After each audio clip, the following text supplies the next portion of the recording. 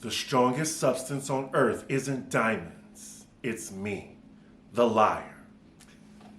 Hey y'all, so this is my Real Housewives of Beverly Hills review. I'm gonna be watching this as I go again, so you're gonna get a fresh take from me. I hope y'all are enjoying the background as well. I'm giving y'all different views of my apartment right now. I love this color. Thank you, Rich and Damien, for hooking a brother up and painting my place. Anywho, let's get into the episode. So we open the episode with all the ladies getting an invite to Dorit's party. This particular invite is delivered by a bald black gentleman, very debonair, with a white rose. And Garcelle, I mean, she's like, okay. But I'm guessing this is the black help that Dorit has. She knows black people, y'all. So now we're with Dorit, and we found that it's 3 days until her party. The party is for her wedding dress line or whatever. But side note, it is raining in LA, and it's so weird to see. Like every time I've went to LA, it has never rained. We see Dorit going over the details with her party, with the planner. One thing Dorit does know how to do, well, two things she knows how to do is dress as well as throw a party, as production is reminding us. So I'll give her that. Is she entertaining? Not quite. Next scene, we are at Kathy Hilton's fortress yet again, and she's planning some type of get-together of some sort. We see Lisa Rinna, we see Kyle. Crazy Kathy, just always a joy to see her on TV as the comic relief. She is literally on the floor hollering at her dog right now. Like, talking to it, like, oh, and going back and forth with it. She is literally sprawled out on the floor. Oh Lord, so Erika comes in, so I'm guessing it's the mean girl clique over at Kathy's house right now. So it seems the ladies are there at Kathy's for a little spa day on her. She has snacks and stuff laid out, these big gift bags, just always gift bags at Kathy's get-togethers. I love it. So while Rinna and Kathy are getting facials, you have Erika and Kyle in the other room, and you know messy Kyle gonna ask, so how'd you enjoy Garcelle's party? I saw you and Sutton weren't speaking to each other. What do you think about that? But you have Erika Jane quote Nene Leakes saying the door is closed on that one. Erika says she has a lot going on right now and she doesn't need that in her life. Wait, what? What? Hold on. Like Erika, she's literally looking at Kyle and then she says, Tom's house got robbed, he got confronted by the burglar, he needed to get eye surgery, my son came over, his car flipped over 5 times. What? She just said that just all in one swoop. Can she not see the comedy in that? I am done. Here we go with the tall tales. And she makes sure to tell that to one person and not the group. She just wrapped 4 different stories into one. I'm hoping Kyle has some follow-up questions. So Kyle asked her, when did this happen? She said, right around before Garcelle's dinner. And she's like, well, you knew all this and you didn't say nothing? And she's like, yeah, I'm just stressed. And here we go with Kyle in her confessional questioning Erika. But when she's in person with her, it's like, oh, Erika, I believe you. Don't you dare question her, Sutton. Tell her you're a liar. She's so duplicitous and a snake. And I love her for this show. So according to Erika, she gets a call at 3 a.m. in the morning from the police, but didn't get it until 6, saying that someone broke into Tom's house. He then confronted the burglar, and then later he needed to go to the hospital to have some surgery of some sort, I think on his eye. She doesn't really know, she's not sure. Now you know the Bravo detectives are gonna be looking for the police report for Tom's house being burglarized. Like, why would she say this on camera? Like, why? Like, does she just like telling tall tales? I wanna believe her.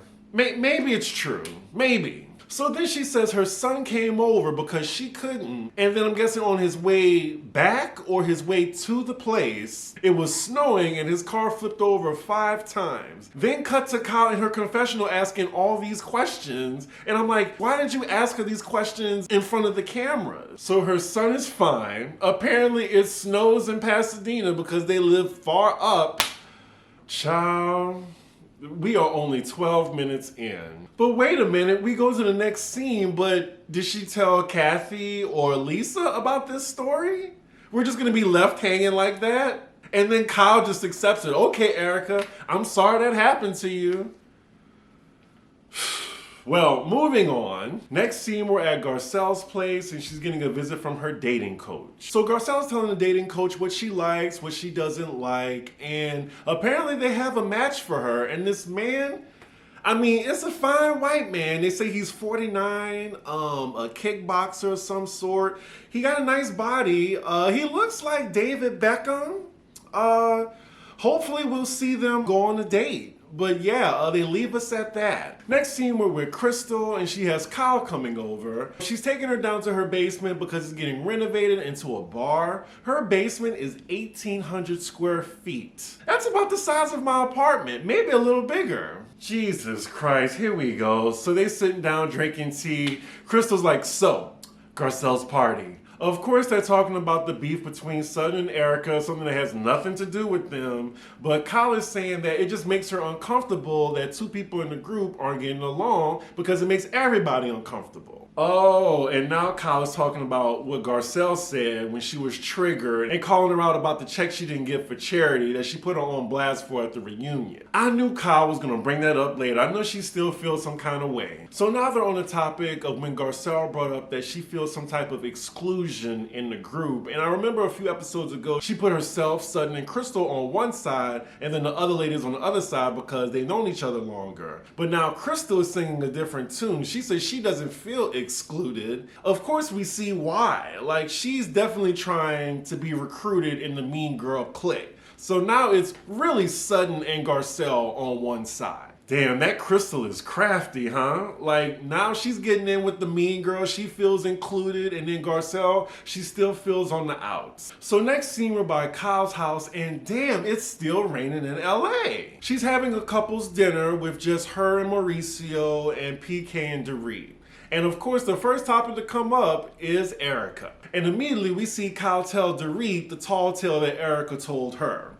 Now, isn't this why Erika got mad at Garcelle? Because she told her something in private?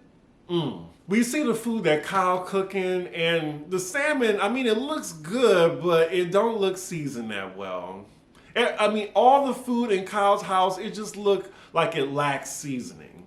Kind of like her. Ooh, so they at the dinner table all together, and Dorit was like, oh, Kyle just told me the craziest story. Side note, Mauricio is looking particularly good in this scene. He's giving zaddy vibes. I'm liking it. So the husbands are getting in on it, and they're just like, what, is this a fake story? What are y'all talking about? Like, Kyle and Dorit know what they're doing. They're playing so, can you believe this?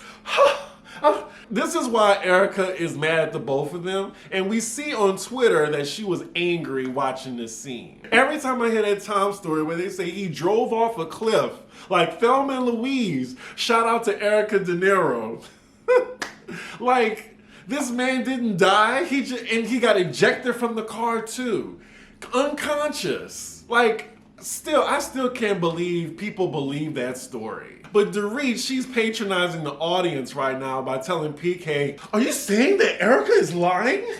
And he's like, well, I'm not saying she's lying, but she sounds like a woman that's been controlled in a 20-year marriage. I mean, PK has hit the nail on the head. I don't know why these two other bimbos are acting so stupid, believing Erika's tall tales. Now Mauricio's in on it and calling her a liar too. Like, Kyle and Dorit know what they doing. And now Dorit wants to make sure while she's being filmed to tell PK that, yes, the story is bonkers, there's some details missing, but I don't think Erika is lying. Dorit's asking in her confessional, why would she make that up? I mean, to give Tom a plausible story so he doesn't go to jail. That's why. Why are they so scared of her? Like, what does Erika have on them like that? Oh my God. This reunion is going to be good. Dorit and Kyle are clearly egging PK and Mauricio on. They're laughing at this point. They are laughing. I cannot believe I'm watching this right now. They know what's going on. They know it's this bullshit. Mauricio high ass is cackling right now. Even Dorit is cracking up. I just want to know what Erika thinks of this. I want to know what Sutton thinks of this. Because they threw Sutton under the bus. They tied her ass up and threw her under a bus, but yet they doing this right now. So next scene, it's the day of Dorit's party. We see all the ladies getting dressed, and then we cut to Dorit's place. She looks absolutely gorgeous, no matter how annoying she is in this wedding dress, I think. And she's just getting the final touches ready for her party. And because of COVID, she's actually gonna have the models at her house modeling the wedding dresses. I mean, I get that she's trying to be COVID compliant, but you have all this stuff going on in your house, all these people, you might as well just have a normal event. We see Erika on her way to the event. She looks nice. She's on the phone with Two-Faced Kyle. She has no idea that they were laughing at her ass the night before. Kyle, of course, is asking her about Sutton, and then she says, well, tonight is about Dorit. And then cut to Sutton in the car with her man. They're on the way. She's nervous, about to have an anxiety attack, it looks like, saying she doesn't like conflict. So Crystal's the first to arrive, and it looks like it's going to be a husband and wife affair, like everyone's bringing a date. Okay, Erika, with this red leopard skin suit, this looks really nice. I'll give it to her. So Kyle walks in, and she is just missing the mark this season. She come in, she looks like Maleficent right now. She wasn't lying, she really looks like a villain. So Sutton walks in, and I'm not sure if the producers manipulated this scene, but it's crickets when she walks in. Dorit greets her, and then the other ladies, they just turn and look at her like some mean girls. Cause you know, Crystal ain't fucking with her. Erika definitely ain't fucking with her. And poor Sutton, she really looks nervous coming in. I wish she would have came with Garcelle too. So Sutton goes to the table and wow, Erika's being cordial. She says hello, she moves over, tells her to come by. Oh my God, Garcelle walks in this yellow, this canary yellow, in this fur. She looks so good. This is giving like Rihanna's outfit at the Met. That's what it kind of reminds me of, but she looks amazing. So Kathy Hilton walks in. Instead of bringing her husband, who is this gay she has on her arm with this ascot? Oh, so it's her architect that she brought with her for some reason. So Lisa Rinna arrives in these heels. She can barely walk in up these steps. I was hoping the hair would look better, but I'm not feeling it. And then olive green just ain't her color. Gotta say, olive green looks better on black people. I'm sorry. So now that all the ladies have arrived, Dorit then pulls down the curtain, revealing all her models and the dresses. So it's 4 dresses on the models, and then she said the ladies can take a seat and she's gonna go over each one. I'm hoping they edit that out. Child, it looks like they about to leave it in. I'm about to fast forward. So at the table, PK tells Kyle, are you gonna share with Erika any of our jokes? Kyle's like gulps. She's like, you go ahead and tell her. And of course he doesn't, but yeah, I know they feel some type of way about it because they know she's gonna see that. Now PK says something to Kyle that makes her bust out laughing. I tried to like listen to it maybe 3-4 times. I should have put the closed caption on, but I don't got time for that. But if somebody knows, please let me know in the comments. What did he tell Kyle to make her bust out laughing? Please let me know. So we hear the doorbell ring, and it just so happened to be Harry Hamlin, Lisa's husband. This man is a homosexual, but okay, like they're best friends, they're great, they're happy. Whatever happens in their marriage, maybe they have like hall passes or something, but hi everyone, I'm here. Erika, you look fantastic tonight. All jokes aside, I like Harry Hamlin, and I like him and Lisa together. Side note, Dorit should have stayed in her wedding dress because I hate this dress she has on right now. So after dinner, the ladies and the men separate, and I think this is the first time we've seen all the men together talking. On Beverly Hills, we don't see all the men together, so it's kind of weird seeing it. So then all the ladies are congregating around the cocktail table. They laughing and joking about the Bernie Sanders meme. I forgot all about that and how long ago that was. And here go Kyle, but she's bringing up something that Garcelle said. She tells Garcelle, well, you made headlines with a little comment you made, and then all the ladies don't know what she's talking about, so then production shows us the article and it says, mean girls are coming for Garcelle Bouvier. They're coming for me. Let me just say that. They're coming for me, but I'm ready. End quote. Ooh, Kyle, you so messy. You so messy. Give her a producer credit. Give her a producer credit. So now she's telling all the ladies that, oh yeah, Garcelle says we're coming for her. So you know the first person coming for Garcelle is Motormouth Dorit. She asks Garcelle, why are you telling people that we're coming after you? And Garcelle says, well, you did come after me the other day. And she's referring to Lisa Rinna's lip launch party. So Garcelle says in her confessional that she had an interview after that incident happened. And that's just how she was feeling at the moment, which is justified, I think. She was angry. So now they're going back and forth on this. Damn. So Dorit says in her confessional, she's like, well, if you have a problem with me, just say it. But don't come up with things that's like provocative because you think it'll make you more interesting. Those are fighting words.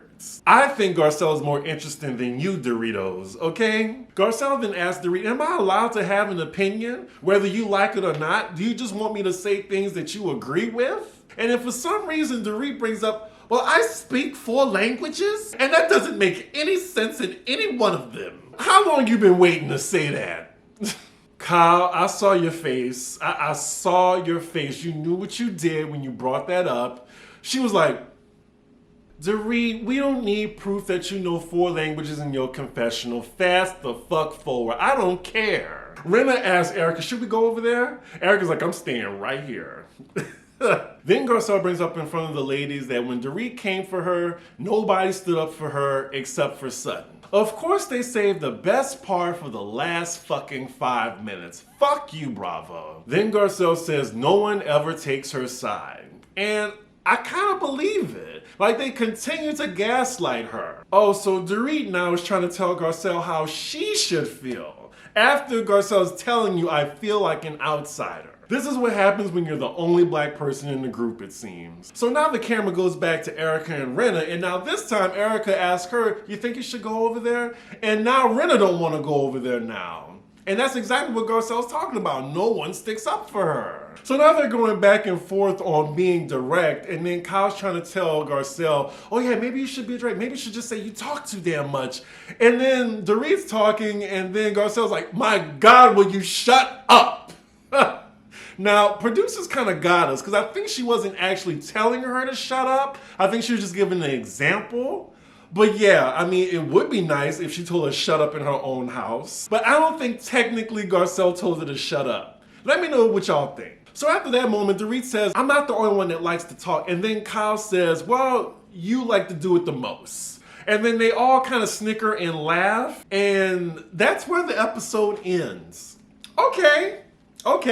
I mean, I enjoyed this episode. It was a cute episode. I mean, especially the highlight was the PK and Mauricio laughing hysterically at Erika Jayne's lies. That's what I love the most about it. Anywho, y'all, make sure y'all like, comment, and subscribe, and I will see y'all for what's next. Poli Side-Eye is actually next. So yeah, you'll get that after that, and then I'm going to Miami. I'm telling y'all all my business right now. I should just go. Bye.